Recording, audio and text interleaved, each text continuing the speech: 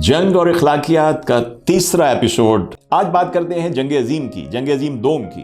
एक German pilot और एक यूनाइटेड स्टेट्स आर्मी एयरफोर्स के B-17 बॉम्बर की, जिसके अंदर 10 का क्रू था। उसके साथ क्या हुआ, और जर्मन पायलट जिनको जंग जीतने के बाद हॉलीवुड की मूवीज ने जालिम और सफाक के तौर पे बताया है। तो जनाब, किस्सा यूं हुआ कि ये एक अमेरिकन इनका एक बर्मन अटैक था। स्टिगलर उस वक्त तक 27 दुश्मन के जहाज गिरा चुका था और एक कयामत का समा था उसके अंदर। जर्मन पायलट स्टिगलर जो है वो इसके पास आता है और वो इतने बड़े सुराख हो चुके थे उसकी विंडशील्ड में और साइडों पे, वो अंदर देखता है नजदीक आके तो वो फायर नहीं करता। बात यहां खत्म नहीं होती।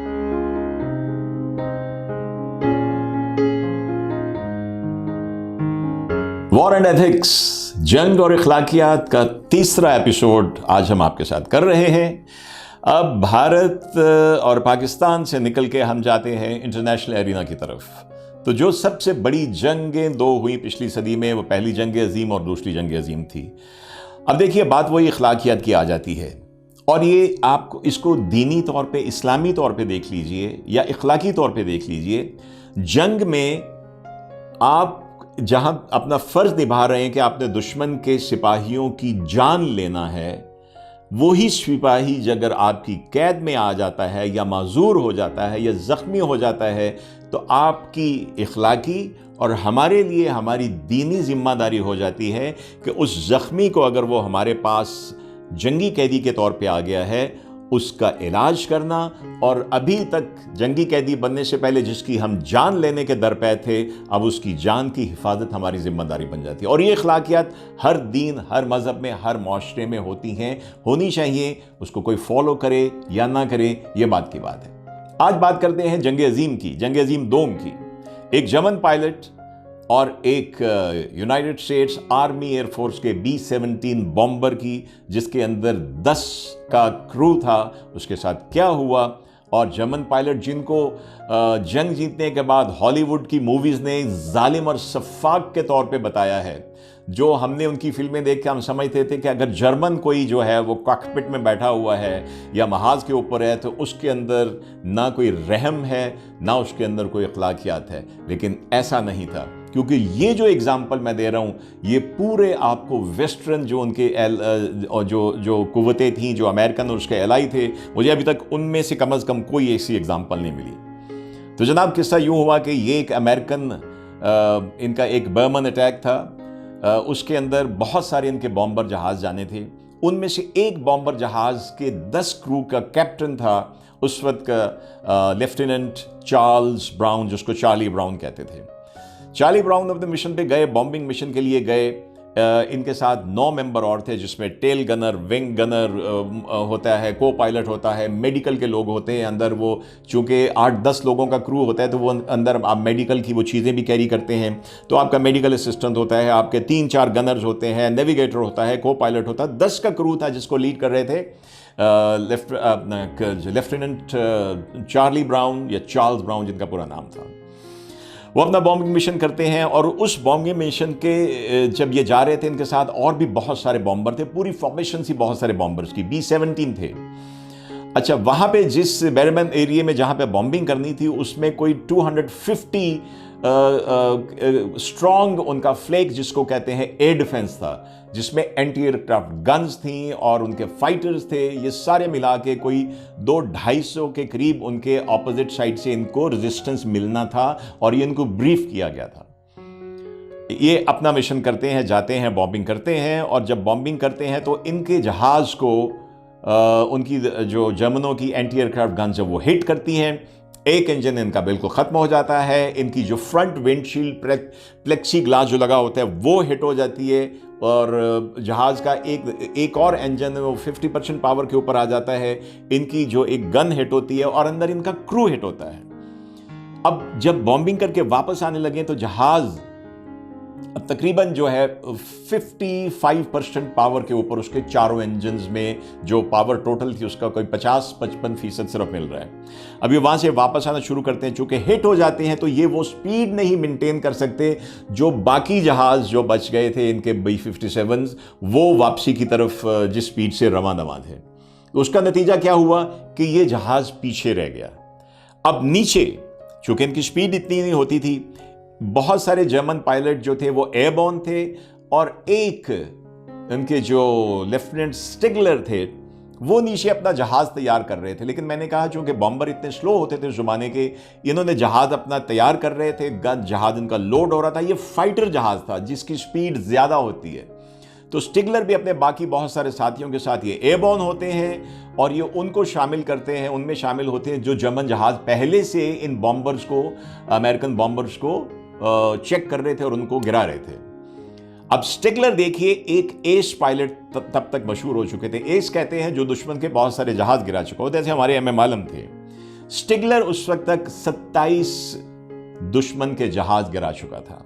वो एयरबॉर्न होता है और उसका कांटेक्ट होता है इस B-17 के साथ, और ये अपने 109 में उस B-57 के पास आता है। जब ये उसके नजदीक आता है तो इसको दूसरे जहाज़ों की, फाइटर्स की और गोलियां भी लग चुकी होती हैं। इसके 3 से 4 लोग अंदर जख्मी पड़े होते हैं। एक गनर के पेट में गोली लगी होती है, एक की आंख के पास गोली लगी होती है, और अंदर जो उनकी मेडिसिन थी, मॉर्फिन वो कैरी करते थे उस वक्त, ताकि कोई जख्मी हो जाए, हिट हो जाए तो उसको मॉर्फिन से उसको पेन किलर के तौर पे इस्तेमाल किया जाए, सेडेशन दी जा सके।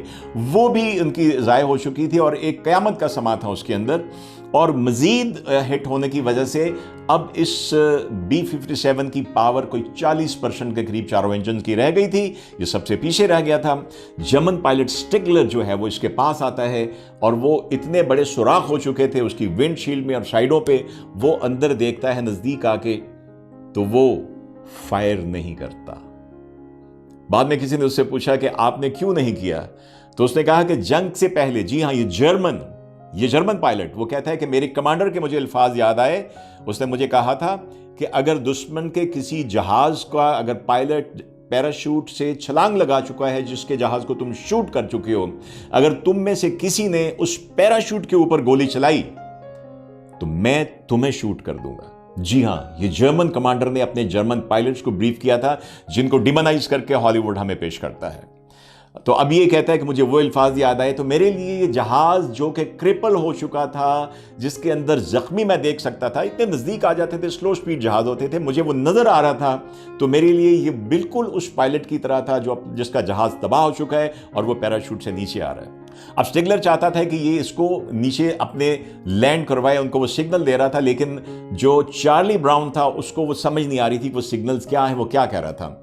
वो चाहता था कि ये वहीं पे लैंड कर जाए, ताकि 2 रीजन थी। अब देखिए, एक तो ये कि एक दुश्मन का जहाज कब्जे में आ जाएगा, ये POW बन जाएंगे, लेकिन वो कहता है कि मेरा असल मकसद था इनका इलाज हो सके जल्द से जल्द। लेकिन जब ये नहीं समझे तो स्टिगलर ने फिर भी फायर नहीं किया, और जब तक ये जहाज अपनी फ़ज़ाई हुदूद में नहीं पहुंच गया वो इनके साथ रहा।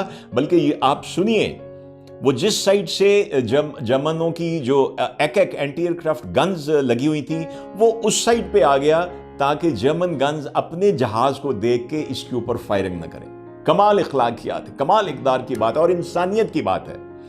और जब ये उनको छोड़ता है तो फिर ये उनके नज़दीक जाके उसको थम अप देता है, सल्यूट करता है वो अमेरिकन पायलट को, और टर्न अवे कर जाता है। बात यहां खत्म नहीं होती।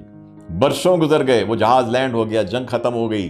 क्या हुआ कि जो चार्ली था वो लेफ्टिनेंट कर्नल के रैंक तक पहुंचा। 1949 में यूनाइटेड स्टेट्स आर्मी और फोर्स की बजाय यूनाइटेड स्टेट एयरफोर्स बन गई। वो उसमें काम करता रहा।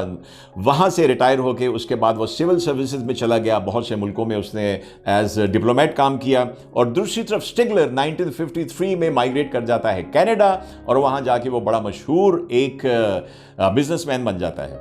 नाउ अब देखिए कि किस्मत कहां से कहां लोगों को लाके मिलाती है। 1986 में now lieutenant colonel Charlie Brown retired को स्टाफ कॉलेज में अमेरिका में बुलाया जाता है एज अ गेस्ट स्पीकर।